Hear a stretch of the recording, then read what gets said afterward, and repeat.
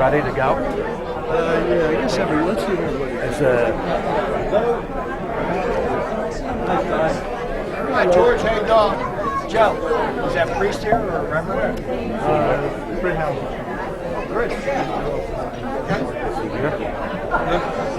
Fred Houser. We're ready. You ready? Good evening, ladies and gentlemen, and welcome to the 21st Ward Hall of Fame. It is my pleasure to welcome you all here and to let you know that we have a new chairman of that nominating committee, a friend of everybody in the room, I'm sure, George Katzenbach. He is the chairman. And now at this time, our Toastmaster and our president of the 21st Ward Athletic Association, Joe Gretzinger.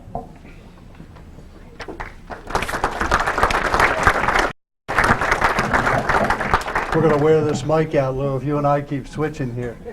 Welcome to our 21st annual banquet. Glad to see all the old timers, the old faces, and a lot of new faces. We hope you enjoy the evening. At this time, I'd like to ask Fred Houser to please start the proceedings this evening with the invocation. Don't forget, everybody, when you come up here, get your hair combed up now. Joe Melizzi's up there. He's videotaping everything. Going to capture you on the mic. You ready, Fred? Okay. There we go. All right, should we bow for a word of prayer? God, our Heavenly Father, we thank you for the privilege of being here tonight to help honor those who are being inducted into the 21st Sports Hall of Fame. We thank you for each one of them and for their example and for what they've done in the past. We thank you for this committee that recognizes all of those who have been our heroes in the past, and we thank you for that and the example that they set. We ask now that you bless this food, the nourishment of our bodies, as we seek to serve you and each other. In the name of the Father, and the Son, and the Holy Spirit. Amen. Thanks, Fred. So everyone, please rise for a pledge of allegiance to the flag.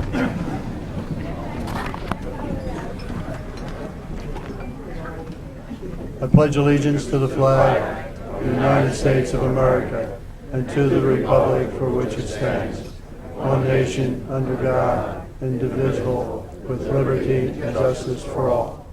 Thank you.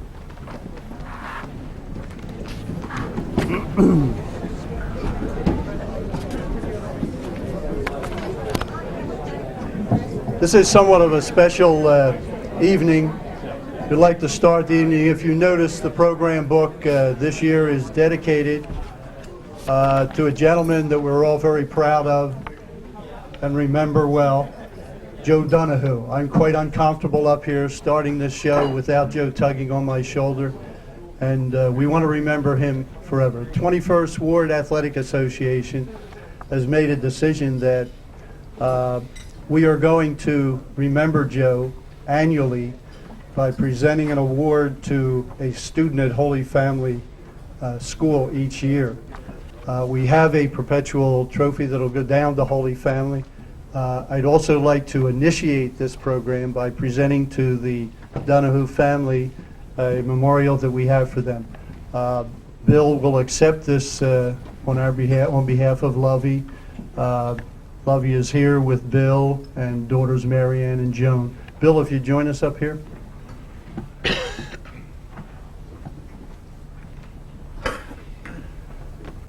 This plaque says the Joseph A. Donahue Jr. Community Service Award, remembering our colleague for his friendship, leadership, and dedication to our community.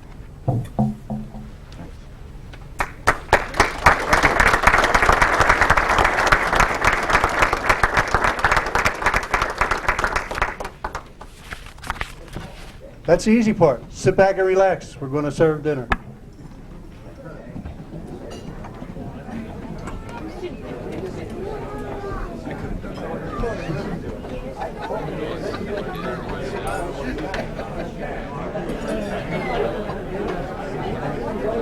I tell you, Here, we got to get rolling. So everybody had their dessert, and we're in the process of cleaning up. Good. First, I got to find my glasses.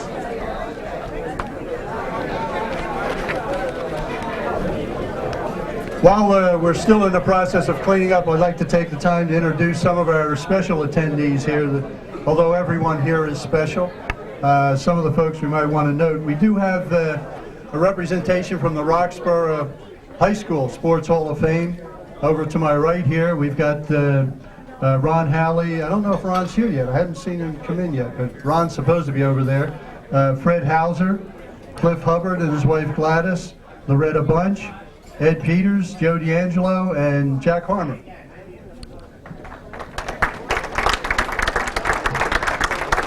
And at the usual table in the back, we've got the Adam Kowalski post, represented by Al Hammer and Leo Appella.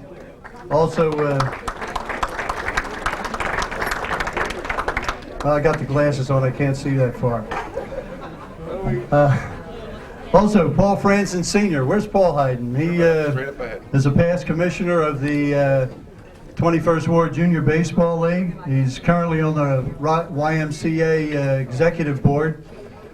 Quite a catcher for St. John the Baptist High School in his day as well, I understand.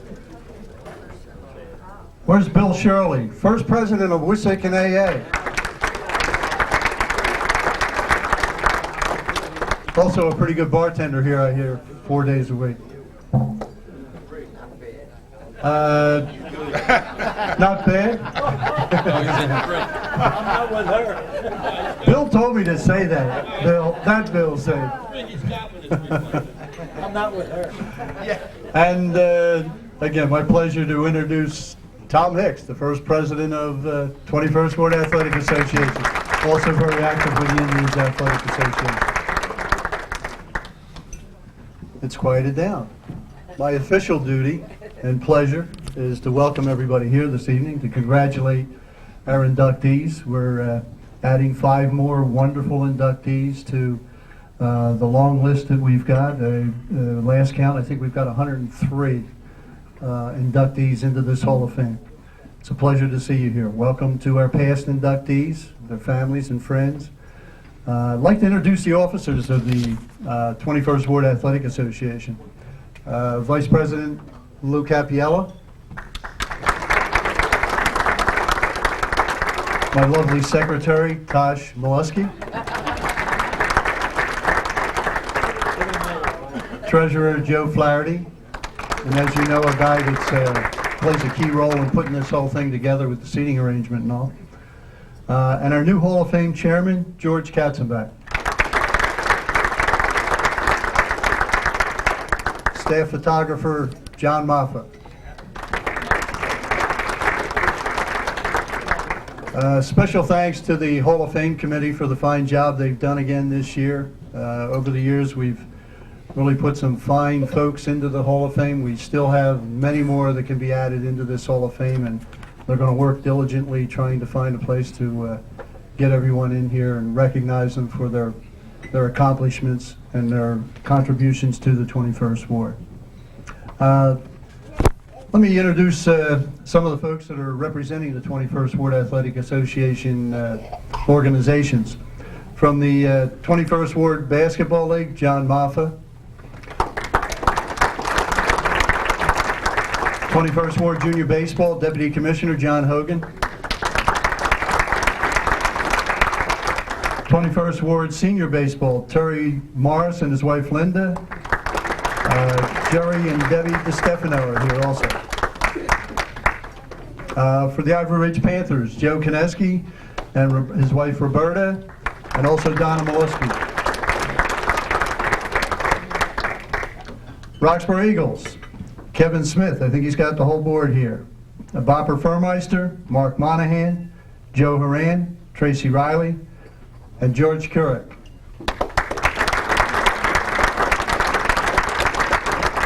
Tigers AC, Paul Bennett.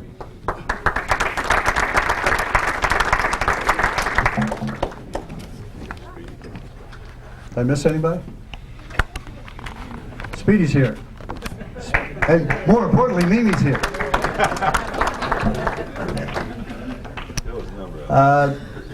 I'd like at this time to ask a person that's not really needing too much introduction into this area, always at the events of the 21st Ward Athletic Association, and particularly at the events that we host for the kids, our representative, Kathy Mandarino.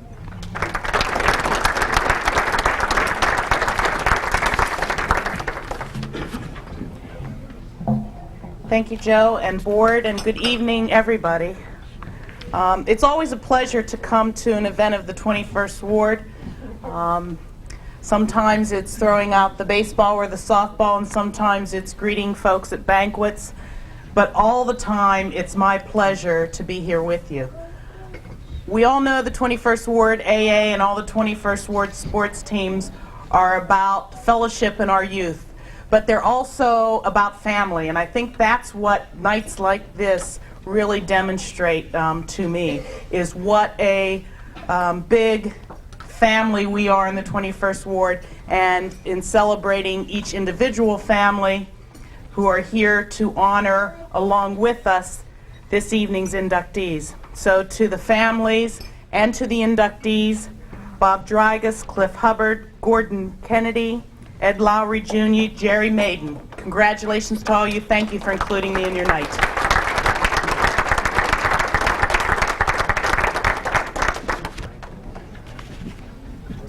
My apologies, all the notes I have here, I forgot to mention Terry Hammes. Terry, I'm looking right at you. How could I miss you there? Over at the Roxborough Sports Hall of Fame.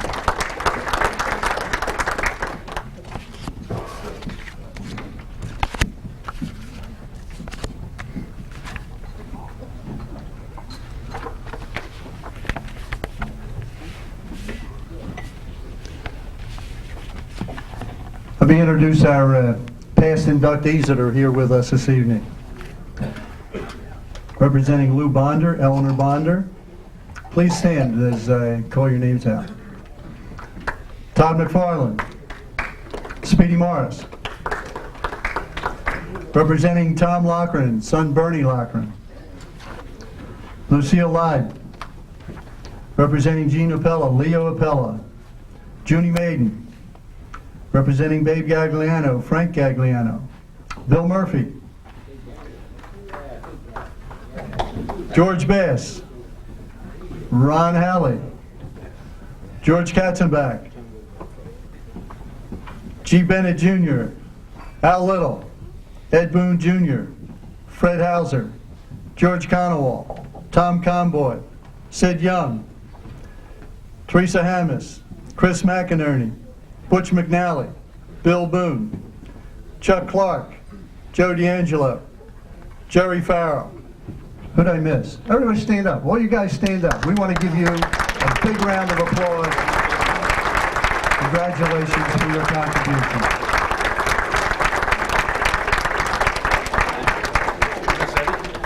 Did I miss Ed? No, I didn't miss Ed Boone, did I? And Paul Franzen Jr. Boy, I'll tell you, these notes, I'm going to put everybody in alphabetical order next year so we don't miss those names.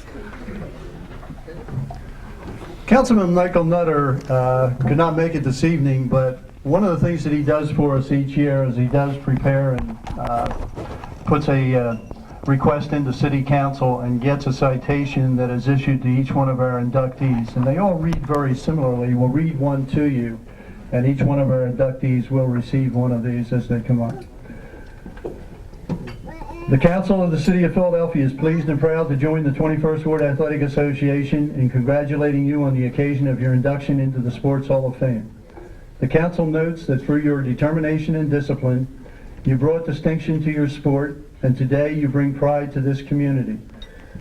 Sports have always been a symbol of the higher values of life, and thus through your constant quest for excellence, you are a model of the historic concepts of citizenship and humanity. The Council further notes that through the years, you have been honored for your contributions to athletics and to the wider sports community. We find today you are still a member in good standing of the Universal Club of World-Class Athletes, strong in spirit and committed to the eternal value of sports. Therefore, by virtue of this citation, the Council of the City of Philadelphia does hereby commend you upon your induction into the 21st Ward Athletic Association Hall of Fame.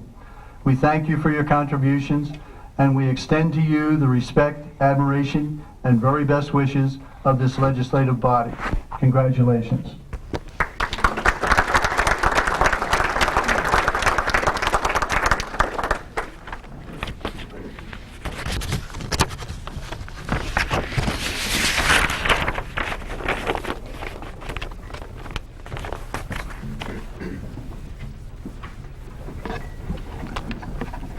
And now we begin to introduce our first inductee, fellow that's the Vice President of the 21st Ward Sports Hall of Fame, also President of the Summit Chapter of the Pennsylvania State Hall of Fame, and the Vice President of the Pennsylvania State Hall of Fame, Mr. Lou Capiello.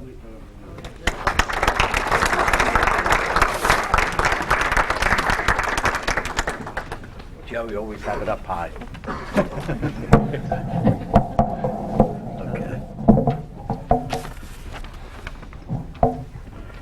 Tonight, it's my honor and privilege to introduce for induction of the 21st Ward Hall of Fame my cousin, Bob Dragas, who could not be here tonight because he's in California on a new job and a big award for him, and he couldn't get a flight out to be here tonight.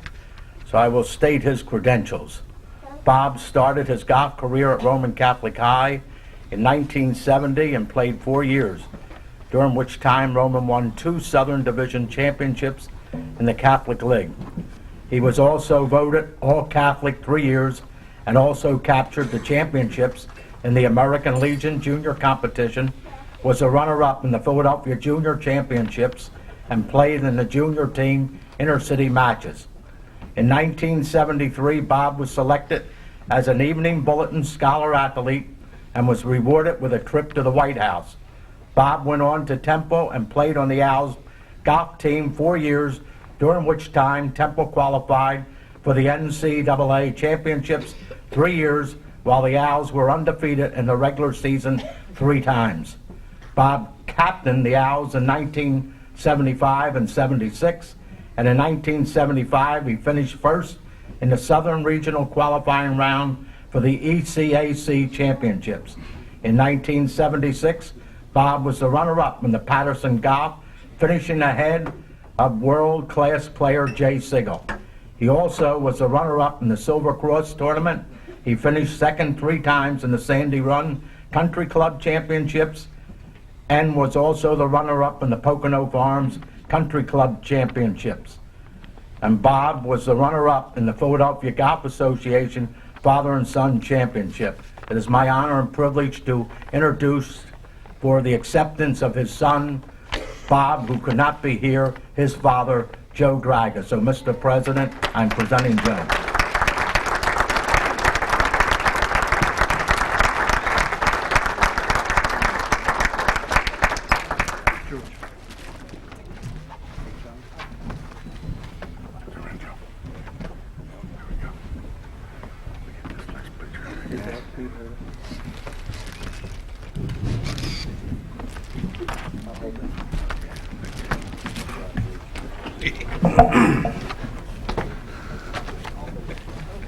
Good evening.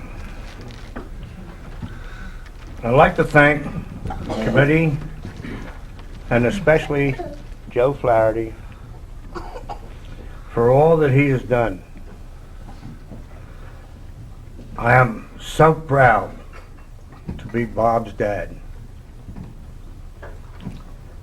And thank you very much. Love is eternal.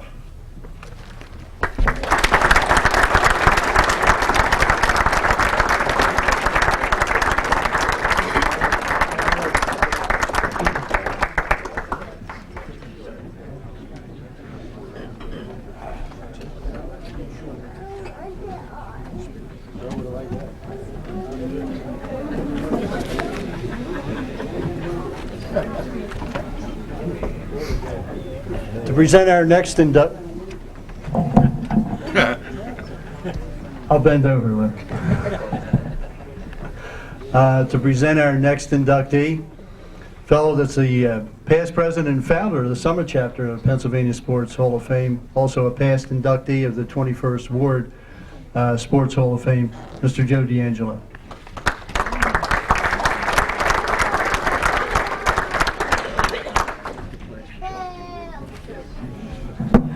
My turn to lower the mic. Honorable Kathy Mandarino, Mr. Chairman, Mr. Toastmaster, it's really a proud moment for me to have this honor for the next inductee.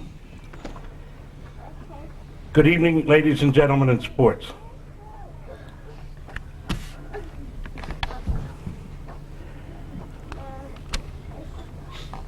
Right now, I feel like the 4 steps of Santa Claus. First step, you believe in Santa Claus. Second step, you don't believe in Santa Claus. The third step, you are Santa Claus. And the fourth step, you look like Santa Claus.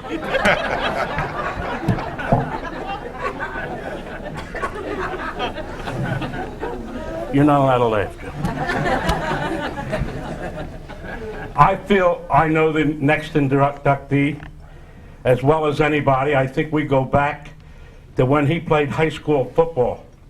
He played at Northeast High, and he played in the shadow of Herb Adderley, who was the NFL Hall of Famer. Everybody would know that name.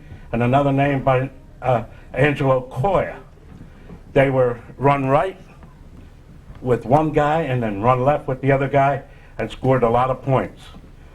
They were a dynamic team. However, the next inductee could not play offense because of this, so he was strictly a defensive player. So by the time he graduated from Northeast, he was recruited for Temple University. There he played for 2 years, was very successful at Temple University. He then, after that, got married and married a very beautiful lady, and Gladys, who was the nurse at Central High School. Together they raised 3 beautiful children, all whom have graduated from college, or I'm sorry, one is a junior in college, and the rest of one's a doctor, one's a computer analysis, and the other one is a junior in college, and they're very successful. You know, he's also, this guy was told me that he's the finance director for his church. And how I found that out was, in Easter, he asked me for a donation for his church. And I says, oh, your church is up at King of Prussia. He says, well, don't worry about it. My pastor really likes cherry brandy. I said, cherry brandy? I says, okay, I'll give you a case of cherry brandy on one condition. And that condition being that they put my name in the church bulletin. That next week in the church bulletin, there it read big headlines. We'd like to take this moment to thank Joe D'Angelo for his gift of fruit and the spirit in which it was given.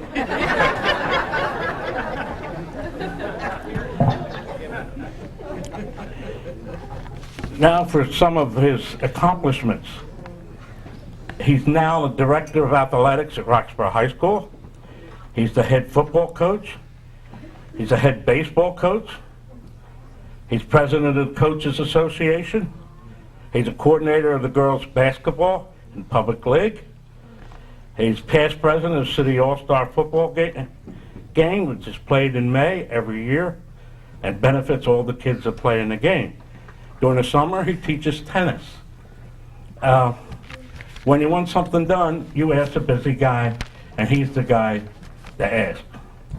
Now, while I was thinking about something to say about this guy, and all his credentials are naturally in your program, I come across this, a little statement that states that a man is a success who has lived well, laughed often, and has loved much, and has gained the respect of the intelligent women and men and the love of children, who's never lacks the appreciation of the earth's beauty and does not fail to express it, who follows his dream and pursues excellence in each task, and who brings out the best of others and gives the best of himself.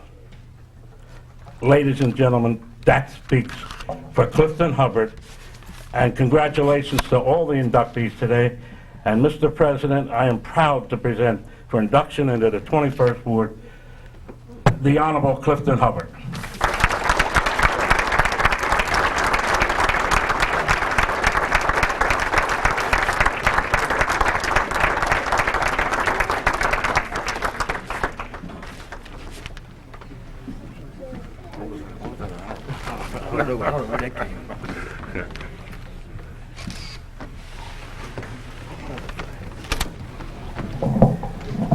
I told Joe before I came up here he could give a talk, and he did, so I don't know what to say now.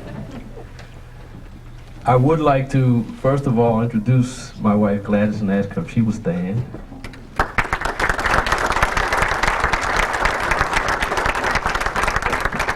I would also like to thank the committee and all the members of the 21st Ward and all of our fine neighbors in the Roxborough area for this honor tonight, because it is quite an honor for me and my family. When I first came to Roxborough, my whole family was involved because my kids were growing up then and they took part in many of the things that went on in the community. As a matter of fact, my youngest son even wound up playing football against the Roxborough Eagles. He didn't play with them, he played against them. So we got a chance to come down to Roxborough, and I walked in and saw the people I knew, and they said, "What are you doing here?" And I said, "Well, my son's playing against you."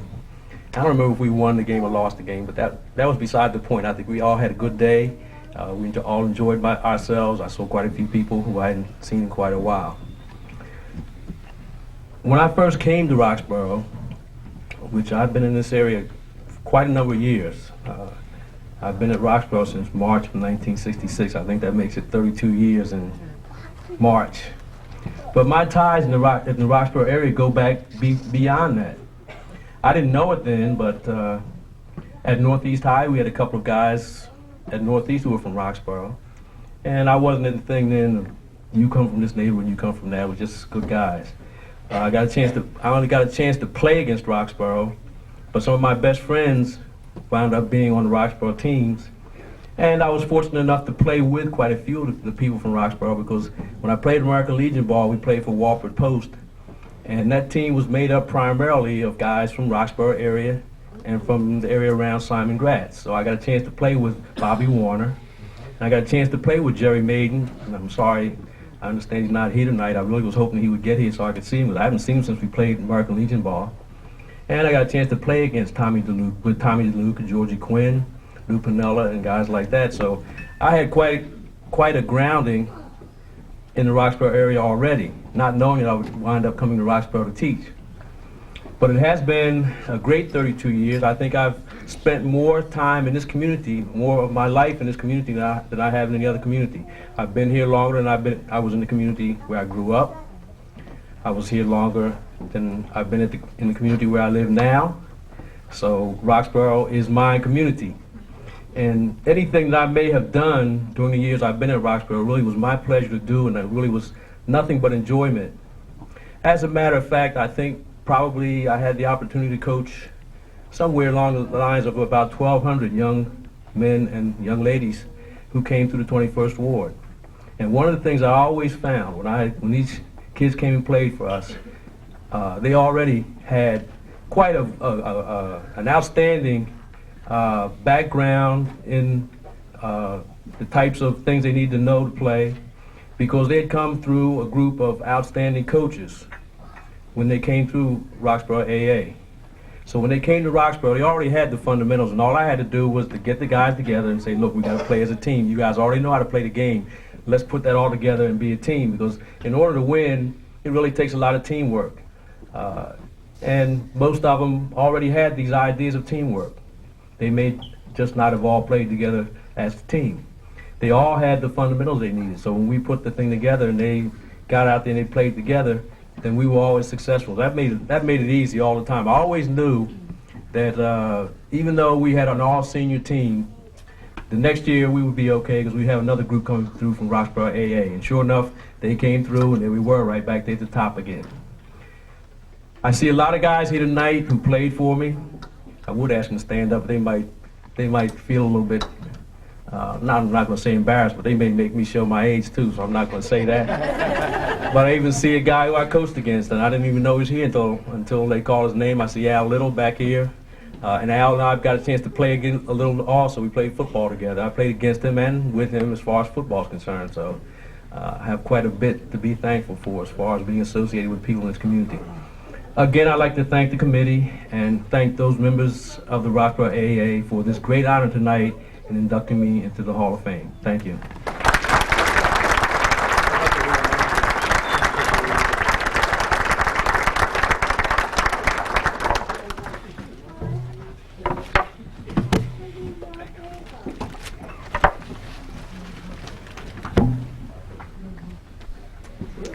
I think we got all the plaques in order now. Did Mr. Dragas get the right one? I think he did. Okay, to present our next inductee, fellow who's a fellow official of our Gordon Kennedy inductee, fellow who's worked with Gordy over the years and quite a fine athlete in his own right, Mr. Gary Bucher.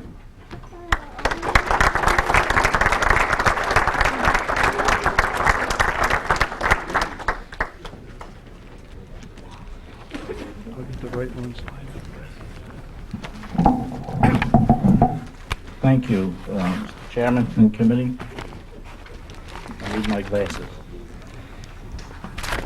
It is a privilege to speak tonight about this good friend of mine, Mr. Kennedy, who I've known for 35 years. I'd like to tell you a little bit about he and I growing up and some of the things he's done for me and for other people. I'd like to start out by saying that first thing I remember, we grew up as neighbors on Lawton Street. He was always there when I needed him or when any of the neighbors needed him. He always had the tools. He would never do the work, but he would always lend the tools. I always remember coming home from work and seeing Gordy going out to play either softball or go to the Salvation Army to work with kids. And I remember him always coming home late, always tired, but he never missed work the next day. And then I remember I went off to the service for a couple of years, and I came home, and I had been home about 5 days. And I was looking forward to 6 months of unemployment and no work. And a day later, there was a knock on my front door, and I opened it up, and there was Gordon Kennedy. And he said to me, "Gary, I have a job for you." I said, "Gordy, I think you're at the wrong house." He said, "No, I'm at the right house." I said, "Well, I really got to think about this. I've got 6 months to do whatever I want to do, and I really have to get back to you." So after a few days of persuasion and conversation, I took the job. He was my boss, and as it landed up, I was there for 16 years. And he was very instrumental in helping me progress in that company, and he also progressed very well himself. Another thing I'd like to say about him is, over those 35 years, he's never forgotten me on my birthday. He's always had a present for me. As a matter of fact, if this continues this year, I will have 31 Phillips screwdrivers. And yes, they're all from Gordy. The other thing I always remember about is Gordy was always there for me on Saturday mornings. The reason he was there for me on Saturday mornings was basically to take me to help me find my car after a very successful Friday night on the town. The car wasn't always in good shape, but we always found it. Gordy has been a good father, a good husband. He has 2 lovely daughters, Susan and Lisa, who are here tonight. He also has a wonderful son-in-law and 2 lovely grandchildren, Tiffany and Tristan. And I'd like Tristan to stand up because today is his birthday.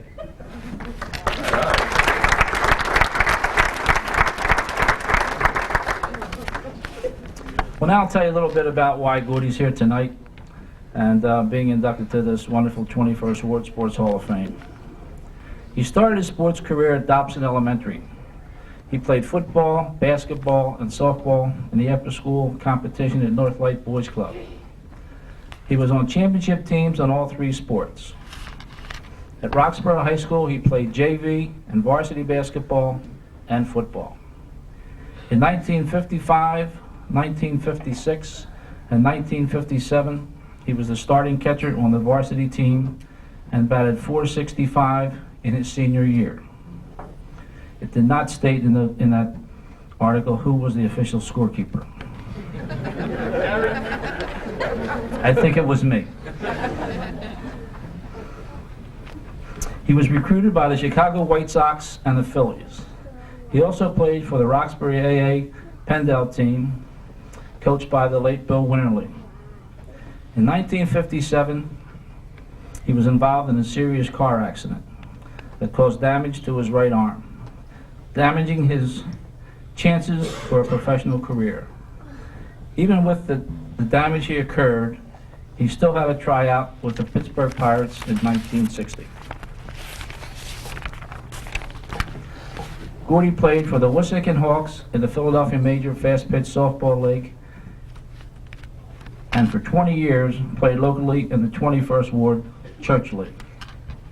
And it was astounding to me that in those 20 years, he had never attended church.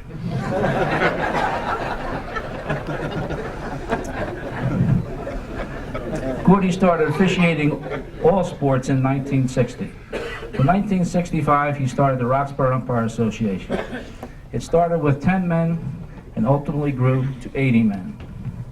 In 1967, he organized the Kendrick Recreation Flag Football League. In 1970, he managed the Manayunk Blocks in the local Fast Pitch Softball League. Gordy also wrote sport articles for several local leagues. The articles appeared in the Review, the Germantown Courier, as well as the Advertiser. I think with all the above credentials, it's plain to see that my friend Gordon Kennedy will now be inducted to the 21st Ward Sports Hall of Fame.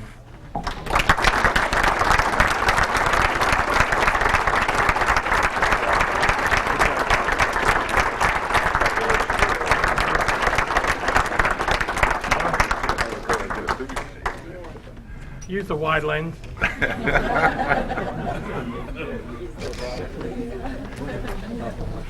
Okay.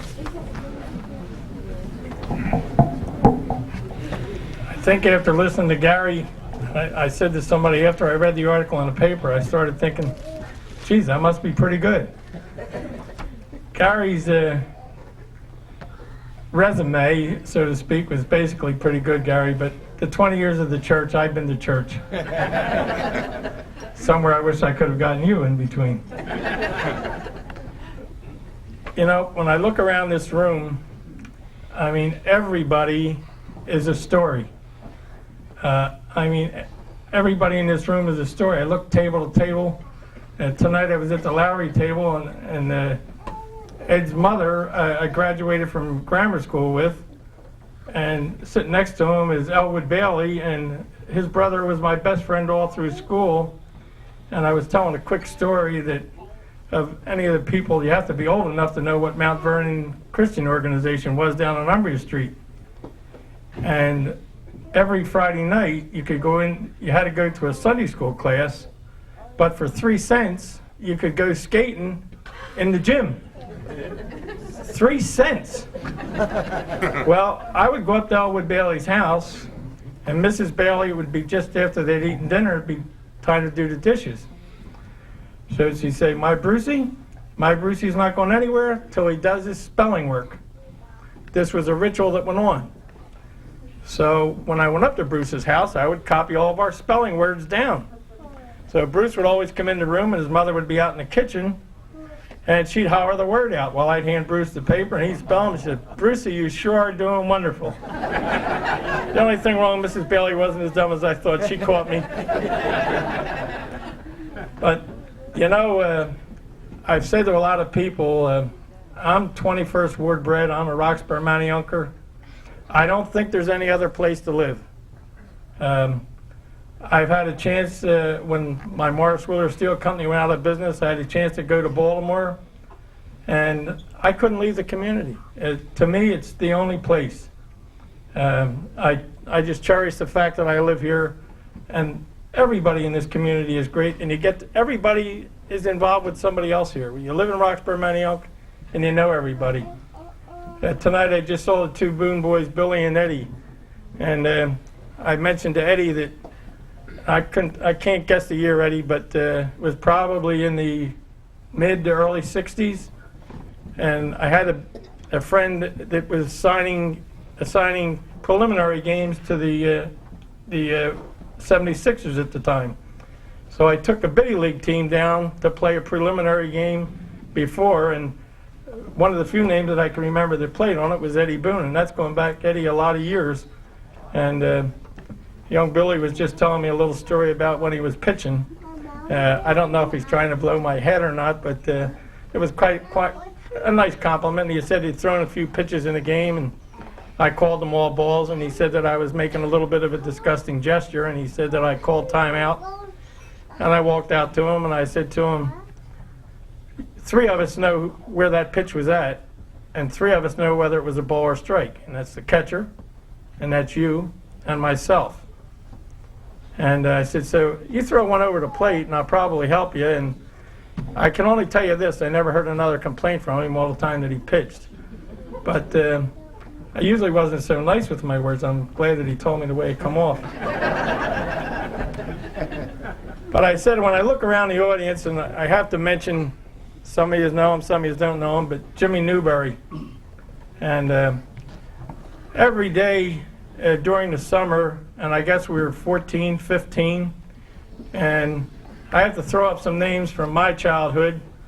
Some of you will know the names, and some of you won't. I know Mr. Farrell will, and I think particularly of Harry Warwick, Stevie Obrimsky, Charlie Grimes, Johnny Raddick.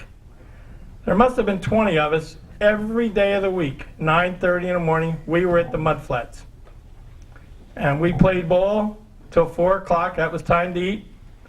Come back at 5:30, and we played at the mud flats till 8 or 9 o'clock at night.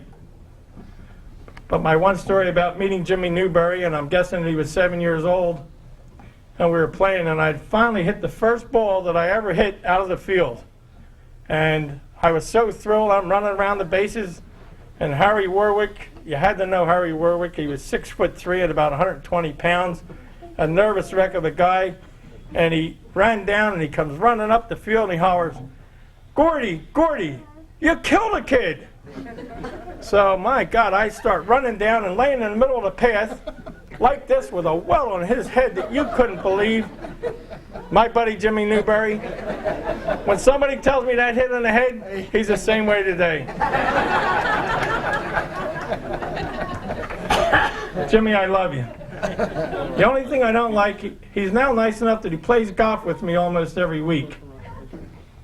But he don't let me win. Something wrong with this. But I get back to growing up at Dobson School and seeing Mr. Hauser here tonight and have a little conversation with him. And it's really a great pleasure anytime you get to talk to Mr. Hauser. We had a group at Dobson School. There was no individuals. There were no individuals. It was a team game. I happened to be involved with a group. There were some pretty talented guys. Tommy Kreppel. Now, unfortunately, Tommy Kreppel died at a very young age, but he was a super athlete. He was our quarterback at Dobson School when we played at North Lake Boys Club. Jack Bottinger. Not a bad player. He's in this Hall of Fame. And Jack was an extremely talented guy. Football was his game, but he played baseball. I had a friend of mine that Jack could throw a ball through a wall. And I had a friend of mine, Phil Kern, which a lot of people know here, would meet Phil at 5 o'clock at night, 5:30 at night, and Phil would work on Jack's finesse, how to get in, how to throw, where to throw. The very first game, we were playing in the Inter Park League, and the very first game that Jack Bodger pitched, and I realized this guy never played baseball. The very first game he pitched, he threw a one-hitter, and we won the game 4-0. This guy was natural talent. I just spoke to Mr. Hauser tonight, and I was talking about Bobby Warner. You had to have the pleasure of seeing Bobby Warner play. I've seen a lot. I've just never seen an athlete so proportioned at every sport. He was a catcher that had an arm like a rocket. Very good speed. The guy could run. Put him in that batter's box, he was a hitting fool. And I also think of a story, the first year I guess I was still in high school, and I was playing at Roxbury A, and we went to the prison to play at Greatersword. And as you enter the thing, you got to take out pencils, pens, knives, anything you might have had with you, and they ask if you know anybody in the prison. So, of course, everybody on the team said no, and we're out on the field, and you hear this one fella holler out, "Hey, Bobby Warner, I'm Charlie McGinnis." So the guards come over, they take Charlie McGinnis out to the thing, and the guy comes over and says to Bobby Warner, "We asked you before if you knew anybody in here." Bobby said, "Well, I didn't think I knew anybody in prison, but that's what it was about." We had another fellow, his name was Carl Bland. We all called him Satch. Just the greatest guy you'd ever want to meet. I mean, Carl do anything for you, and he was the kind of guy you'd do anything for. I mean, if somebody got near Carl Bland causing him any trouble, I can tell you it was a team thing. Nobody was going to touch Carl Bland or anybody else. Good man, great guy. He come up to Roxbury High School and played some football, and he made honorable mention on the all-public team in 1956.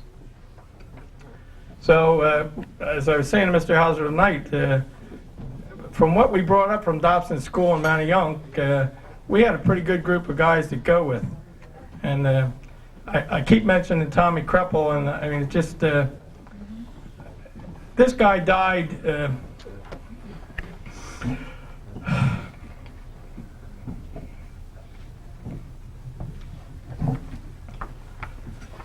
he had taken his kids on a boat ride to fish. It was early in the spring, and the boat toppled over. Tommy had vests on all the boys, but when the boat toppled over, the kids started to get away from the boat. Tommy was able to get the 3 boys back, but Tommy didn't.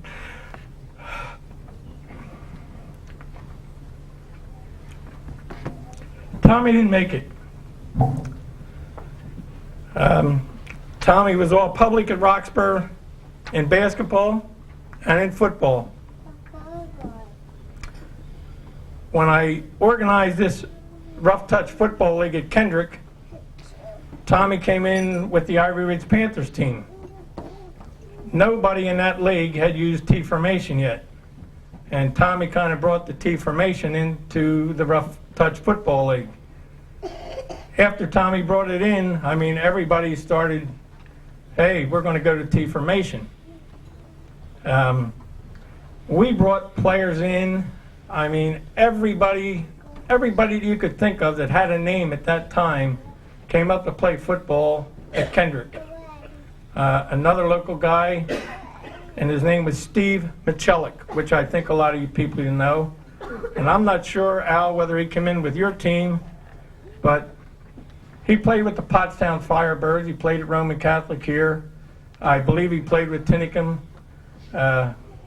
But one hard-nosed football player. And I still think, again, when you mention the name of Pennell in the community, and there's a fellow that's Ray Pennell. Now, I know Al Little, I know Murphy, and I know a lot of other people know him in here. But I said that for a fellow that never got to play high school football, he was probably the hardest-nosed player I've seen on the football field. I mean, he didn't care who you were, what you were, how big you were, just one hard-nosed guy.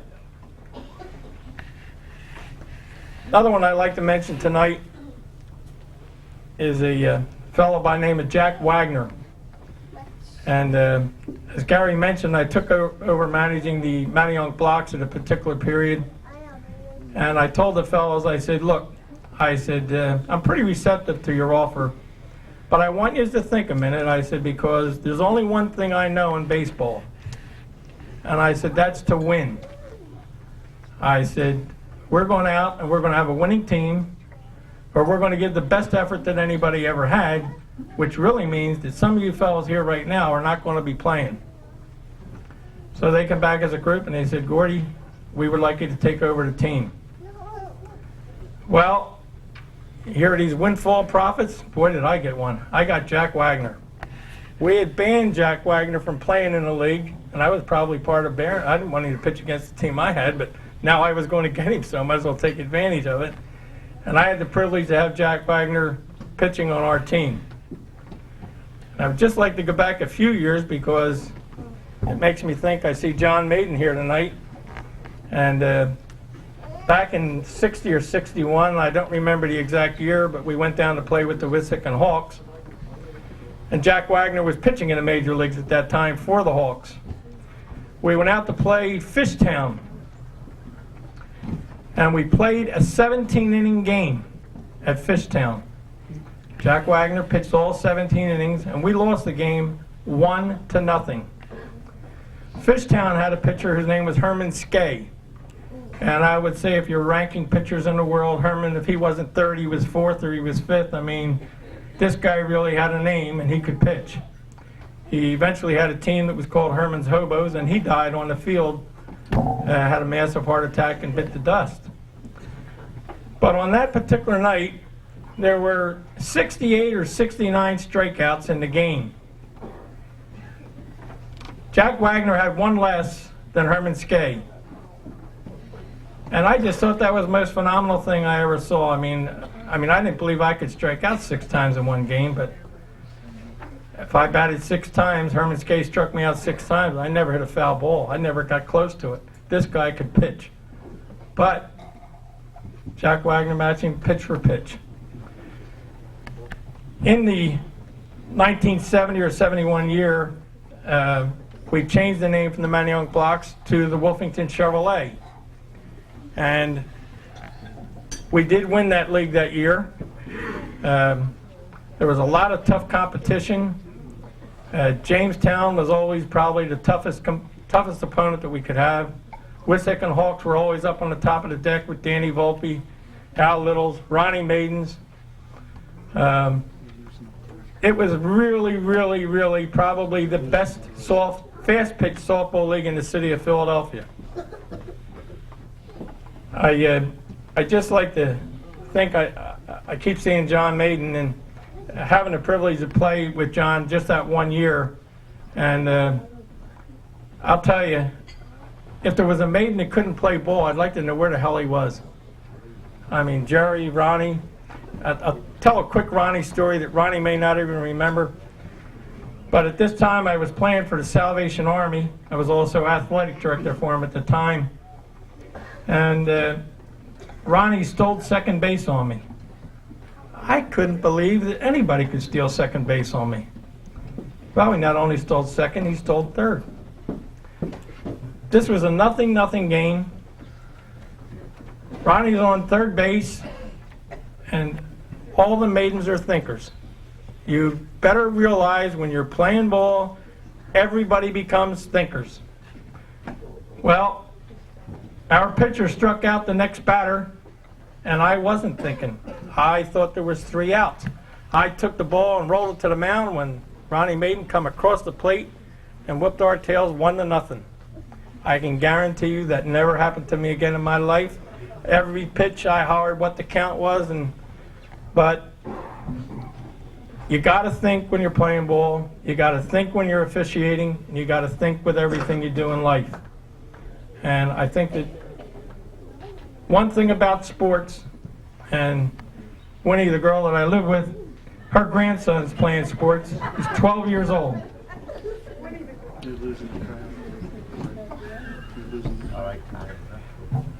Okay.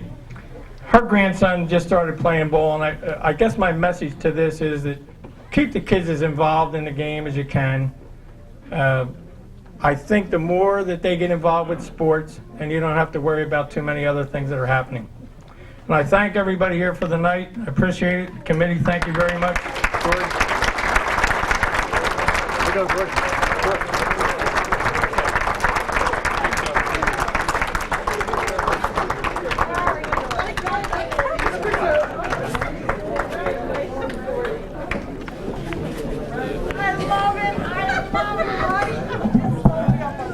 We're canceling the rest of the night, sir.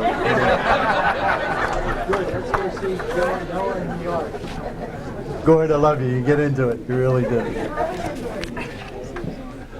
To present our next inductee, fellow that's a past inductee of the 21st Ward Sports Hall of Fame, played his college baseball at Westchester University, Roxborough AA player and manager, head coach of Villanova, G. Bennett.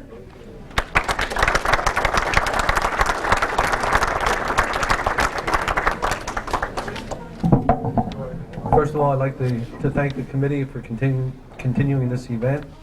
And I guess it was a couple months ago, I got a telephone call from a rather sheepish person asking me if I would be willing to speak for him, present him at the Hall of Fame dinner. And he said, "No, you really don't have to do it unless you want to." But Eddie, I find it a great honor. You probably didn't know how close our ties were between your dad and I. We grew up together. As a matter of fact, we played our first organized team, on our first organized team together, the Roxborough Triangles. And there's another relative that was really connected with that too. That was Ed Boone, who was our mentor, both Eddie and mine. Eddie played shortstop, I played second base. Yesterday, they held the Kentucky Derby. And much was made about thoroughbred horses and genes, okay? And very simply, Ed Larry Jr. is a baseball thoroughbred. Not only was his dad and great uncle fine players, they passed their skills on to their sons. Uncle Ed's two sons, Ed and Billy Boone, are already in the 21st Ward Hall of Fame. And now they are joined by Ed Larry Jr., making it a family affair. I know one thing, Eddie. Your dad's smiling right now, that's for sure. Ed began his career with the 21st Ward Yankees, where he became an all-star. All-star and MVP became Commandant, All-Public, All-City, American Legion All-Star twice, MVP at the Philadelphia Community College, signed a free agent contract with the Phillies, All-Star shortstop in the Sally League, got to AAA with the Kansas City Royals before a shoulder injury forced him out of baseball. Out of pro baseball, he still made the All-Star team every year. Every year he played with Roxborough AA and the Hawks in the Pendel League, he was an All-Star. Even when he ended his career in the Perkiomen and Twilight League, he was the most valuable player of the league, an All-Star, should have won the Triple Crown, missed by 1 home run.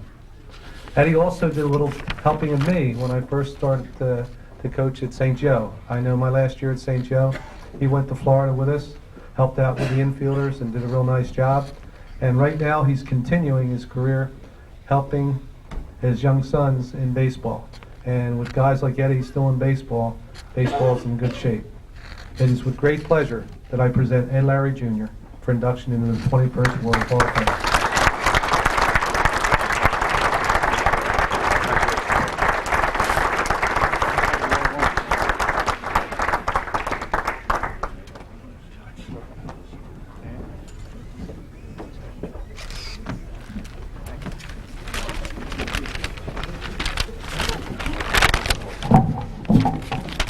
Thank you, Coach Bennett. It's an honor to have Coach Bennett speak for me this evening. He's done so much for the game of baseball, organizing baseball camps, instructing kids of all ages, and has won numerous coaching awards at a college level for his knowledge of the game. So So I appreciate Coach Bennett coming here this evening to honor this award with me tonight. I also want to thank the 21st Ward Hall of Fame Committee for electing me into the Hall of Fame. It means a lot to me and to my family. I guess it all started playing Little League for the 21st Ward Yankees in the Junior League. I played a couple years there before my family just transferred up to Mechanicsburg, Pennsylvania, which is west of Harrisburg. I continued playing ball up there up until my senior year of high school, where unfortunately my father got ill and we decided to move back to the area. When I moved back to the area, I was very lucky to have really good area coaches teaching me the game of baseball. I ended up going to Roxborough High School for my senior year, and I was very lucky to have a good coach like Coach Hubbard, a fellow inductee here tonight. I know when I went out for the team, Coach Hubbard didn't know who I was, but he made me feel comfortable with him and with the players. And he must have liked what he saw, because he mentioned my name in a lot of local papers, especially the Philadelphia Daily News, who wrote some really nice articles about me. So I owe a lot to Coach Hubbard for getting my name well known around the area. I ended up playing Legion ball, a couple years of Legion ball, for a very fine individual, great coach, for Mr. Tony Gubasal. Played a couple years for him. He was a type of coach that loved the game of baseball, taught me a great deal about the game, and very knowledgeable. I think we ended up winning the city title for Mr. Goob in 1979, which I know he's very proud of. I ended up going to Philadelphia Community College for a couple years, and the Philadelphia Phillies signed me to a free agent contract. I spent 3 years with the Philly organization, and I was very, very fortunate to have a very great coach and manager by the name of Tony Taylor. Tony Taylor was the type of coach that taught me so much about the game of baseball, about the techniques of hitting and fielding, that I'll just never forget. I ended up going to the Kansas City Royals for a couple years before I injured my shoulder in spring training. I ended up having rotator cuff surgery done, but it just wasn't the same. It just never healed right, so I came back to the area and played summer ball for the 21st Ward Hawks, then ended up retiring from the game up in Norristown for the Norristown A's. I have a wonderful wife, Susan, who I've been married to for 12 years now. She's been with me throughout all my minor league playing days. Unfortunately, when I did get injured and hurt my shoulder, I don't know if she was more concerned about the injury to my shoulder or the fact that she wouldn't be coming down to Florida spring training anymore with the nice beaches and the water. But no, she's been with me 100% all my decisions with baseball. I'm very fortunate to have her as my wife. I have 3 wonderful boys, Eddie, Brad, and Kyle, who I'm very proud of, who listen all the time, right? But I guess boys will be boys. I have 2 wonderful sisters, Dawn and Jennifer, who unfortunately, when we were growing up together, their summer vacations were cut kind of short because I was always going to my baseball games and baseball tournaments that lasted most of the summertime, but I know they never complained. Did they, Mom? No. I have a wonderful mother who, along with my father, was always at my games, watched me play the game of baseball with their lawn chairs lined up on the sidelines, always cheer me on. And my mother, who always made sure I had a clean uniform before every game. Thank you, Mom. I also want to thank the friends and other family members who are here this evening to honor this award with me tonight. So I guess it's my turn to pass on all the knowledge that my coach has taught me and pass it on to my kids and the kids that I may coach. But the number one coach and inspiration in my life was my father. Before my father got ill, he was very active in the game of baseball and very knowledgeable. He taught me so much about the game that I'll never forget. But the number one thing he taught me was to always have fun playing the game. Unfortunately, he did get ill, and after a second heart attack, he had a stroke that left him paralyzed on the left side. He was unable to walk, speak, and he lost part of his memory. But I looked at my father and saw how hard he worked at to be able to walk and talk again. Just inspired me to fulfill my goal in baseball. So I owe a lot to my father, for if it wasn't for him, I wouldn't have been able to accomplish the awards I have achieved in baseball. So I know he's So I know he's looking down upon me this evening. He's very proud of me and my family. So I accept this award on behalf of my father, my mother, and my family. For if it wasn't for them, I wouldn't be up here accepting this award. Thank you.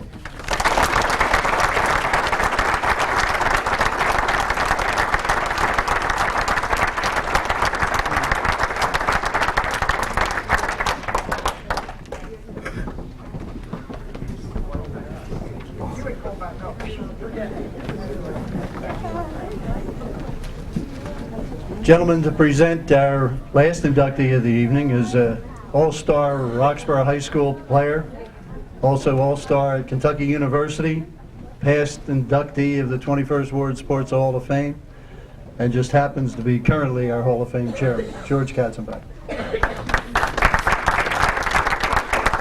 Thank you, Joe. I feel kind of honored to be asked to read the credentials of our next inductee, Gerald Maiden. I know Billy Keenan probably has everyone convinced that George Katzenbach went through Roxborough in Kentucky, was one of those athletes that never learned how to read. So I get this opportunity to at least read some of these credentials. Jerry played both baseball and football for 4 years at Roxborough High School. In '54, his senior year, Jerry was named honorable mention All-Public at both positions of guard and fullback. He also received the Hunter Club Award for Outstanding Academic and Athletic Achievement. In '54 and '55, Jerry played for 2 American Legion teams and averaged .395 in those 2 years. His '55 year, he was chosen for the East-West All-Star team when he was with Walper. In '56, he played at Roxborough A. Pendel and was chosen for the All-Star team, batting .359. In '57, he played for Norwood Semi-Pro team in North Carolina and was signed by the Kansas City A's in '58 and batted .305 in Nebraska State Rookie League. In '59, he played for Olean in the New York, Pennsylvania League, and in 1960 and '61 in Norwood, North Carolina. Jerry presently is living in Albemarle, North Carolina, and there he's managing softball and coaches Babe Ruth basketball and Pop Warner football. It's indeed an honor to have Jerry inducted into our Hall of Fame, and to accept for Jerry tonight, to have Junie come up forward, and also a member of the Hall of Fame. Junie.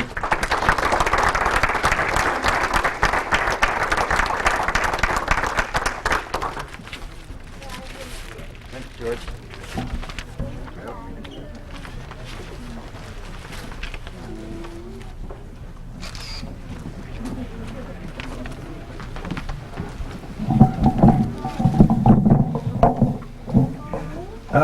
Obviously, Jerry is not here tonight.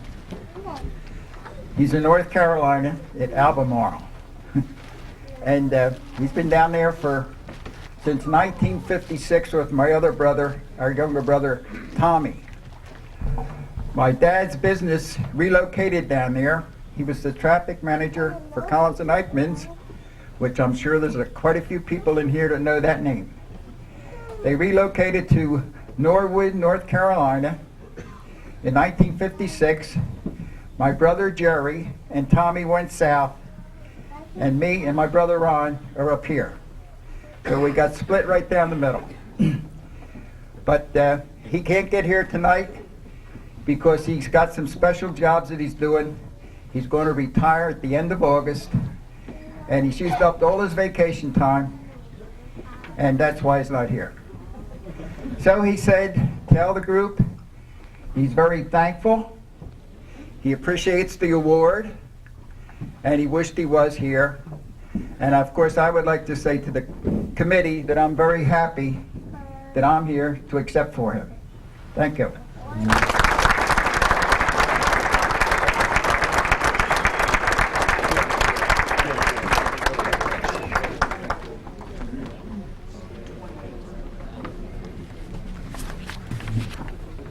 That's it. You've seen all 5 of them. Can I have all 5 stand up, and let's have a big round of applause for this group.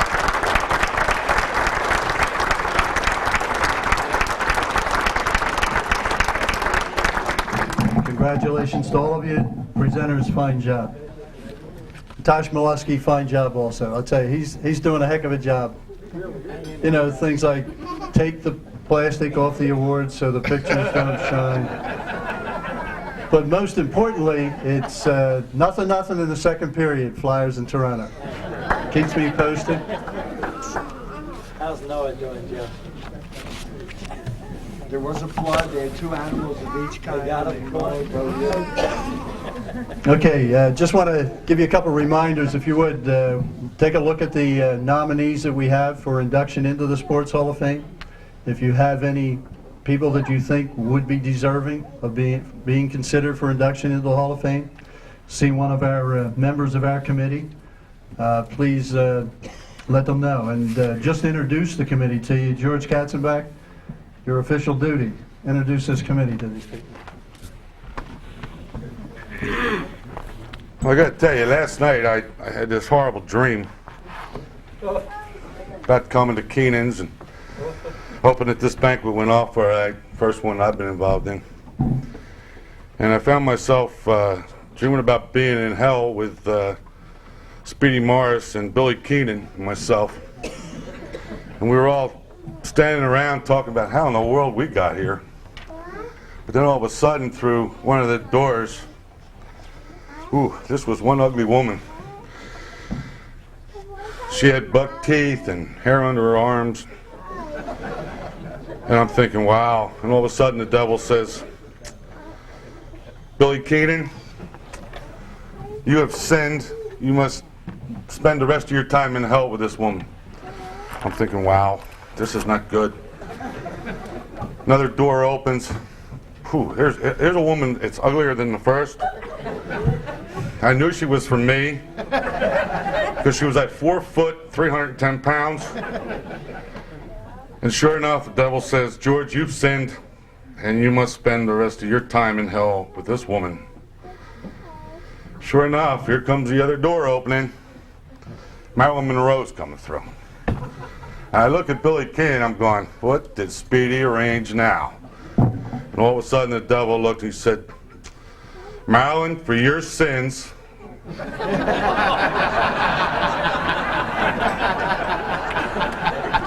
so we felt pretty good, Billy. I'm glad you got it. I wasn't sure it was going to work or not. I have some big shoes to fill. Don't know if I did a decent job or not this particular year, but we're going to work at it. And I have a special thanks to the people that made that happen, and that would be Joe Flaherty, Joe Gratzinger Sr., and Tosh's help, along with a committee that has been very helpful in selecting new nominations. And if you will hold your applause, but I'd like to read their names, and these are the people in our committee that got us here tonight. Gene Barnes, Louis Capiella, George Fisher, Chet Franzak, Joe Gratzinger Jr., Lucille Leib, Jules Molnar, Bill Boone, Jerry Farrell, Frank Gagliano, Al Hammer, George Conowall, Harry Rigler, Bob Boone, Marty Ferris, Kevin Flaherty, Harry Caney, Gene Leahy, and John Moffat. If you all give them a round of applause, they really deserve it.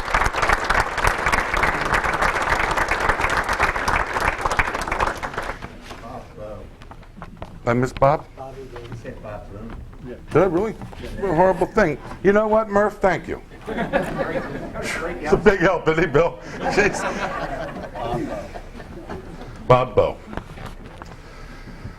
I wanted to mention before I sit down that we have some nominees on our list. We certainly could use some additional nominees. There's a lot of fellows out there that deserve to be in this Hall of Fame. And we have names out there, and people, this comes up all the time, and people will say to us, well, you know, I know somebody that should have been in there 10 years ago. Well, we need the credentials. And if you got family members that deserve to be in there, we need to know about them. So please help us in that respect. We'd like to keep this Hall of Fame going. We think it's a good affair. I'm very proud to be in it. I'm very proud to see the people that I see here every year. So we look for your help in that respect. We also have a Hall of Fame room down at Kendrick Recreation Center that you're all welcome to come. And besides that, I just want to thank you for all coming tonight and hope you had a good evening. Thank you.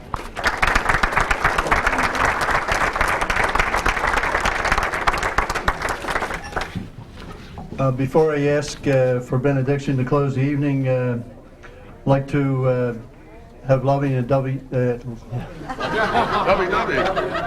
Lovey and the Donahue family please take the flowers from this side, and Kathy, please take the flowers from that side. Take them. And for the benediction this evening, oh wait a minute, let me take another one of Tasha's notes. Roxborough Eagles are having a benefit night here with Speedy Morris and his son Chris. That's May 21st here at Keenan's. In case anyone's interested, I'm sure you can get tickets over in the corner there somewhere.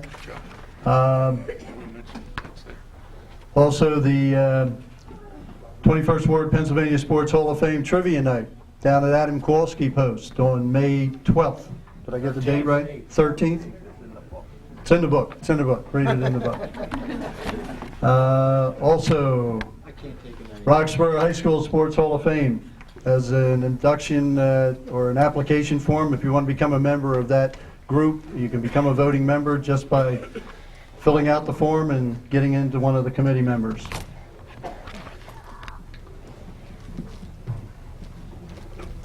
And for benediction this evening, Ed Lowry's uncle, Herb Snyder, pastor of Drexel Hill United Methodist Church. Is he here? There's,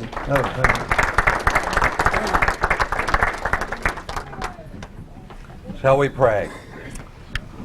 Oh God, as we conclude our festivities tonight, we reverence you and we thank you for the privilege of being part of this celebration and for the part that we have shared in the lives of those who have been inducted. We thank you for the opportunity to share happiness and fond memories and think about those who have helped to make our community what it is athletically and in many other ways. And we ask, oh God, that you would go with us now and help us to live according to the high ideals of good sportsmanship. In his name we pray. Amen. Amen. Thank you. Thanks again to Bill Keenan and Kate Keenan for the fine job this evening. Always a pleasure. And if the 5 inductees would please come up to this area with your plaques. We'd like to take some photographs of the group. Please come up to the front here. Thank you. Hope you all enjoyed the evening. Good job, Kratz. I didn't tell him on the double. That was on him.